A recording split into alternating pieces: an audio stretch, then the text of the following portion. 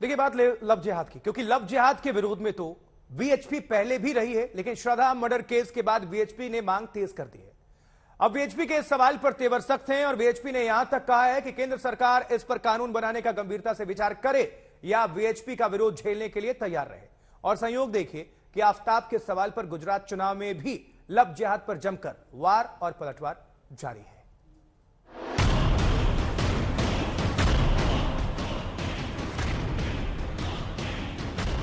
एक psycho killer एक लड़की का बेरहमी से कत्ल कर देता है।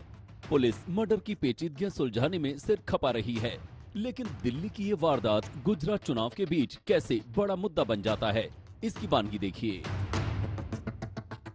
अकेले दिल्ली के अंदर पिछले 2 सालों के अंदर 9 लड़कियों की हत्या हो चुकी है लव जिहाद के कारण। और जब ये घटनाएं बढ़ रही हैं तो निश्चित तौर पर इनको रोकने का दायित्व सरकार और समाज दोनों का है। 7 राज्यों में कानून बन चुका है, लेकिन राष्ट्रव्यापी समस्या है।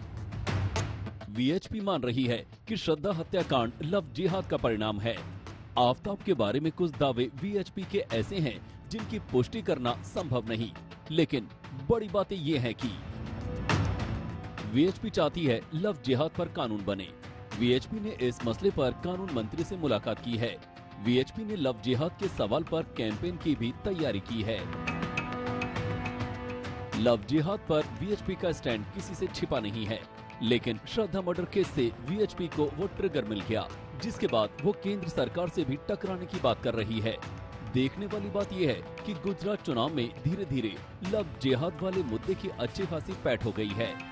आपको याद होगा, असम के मुख्यमंत्री हिमंता बिस्वा शर्मा ने सबसे पहले गुजरात के चुनाव प्रचार में लव जिहाद का मुद्दा उछाला था। लव जिहाद का खिलाफ बहुत बड़ा कानून देश में बनना चाहिए। तो ये आफ्ताब श्रद्धा का जो कांड हुआ, इस कांड से ये दोबारा प्रूव हुआ है कि देश को लव जिहाद का खिलाफ बहुत कड़ा कानून का जरूरत है। पर आपको क्यों लगता है ये तो एक क्राइम का केस है, ये कम्युनल केस कैसे हो गया? आपका डिस्ट्रिक्ट में क्राइम है, मेरा डिस्ट्रिक्ट में लव जिहाद है। आपका और मेरा बीच में नजरिया का डिफरेंस है। इसके बाद लव जिहाद का मसला सुलगता रहा, सियासत होती रही, सवाल उठते रहे। लाखों करोड़ों श्रद्धा की शहादत हो चुकी है। ये एक षड्यंत्र है। भारत में गैर मुस्लिम लड़कियों को, हिंदू की लड़कियों को अपने फांस में जब लाना, चाहे प्यार मोहब्बत, चाहे वेशभूषा बदल करके, और फिर अगर धर्म नहीं स्वीकारा तो उसकी यही हालत होती है। जुल्म हुआ है उस महिला पर, बराबर सब साथ हैं उसके, मगर इसको अगर आप मजहब का रंग देंगे, कलर देंगे, तो फिर ये तो आपके दिमाग की बीमारी है। लव जिहाद पर गिरिराज हमेशा मुखर रहे हैं, लेकिन इन दिनों जनसंख्या नियंत्रण के मोर्चे पर भी वो बेहद एक्टिव हैं। जनसंख्या नियंत्रण पर 4 दिन पहले दिल्ली के जंतर मंतर पर बड़ा कार्यक्रम हो चुका है। भारत को चौतरफा विकास के लिए जनसंख्या नियंत्रण कानून लाना जरूरी है। इसलिए देश में एक ऐसा कानून लाना चाहिए।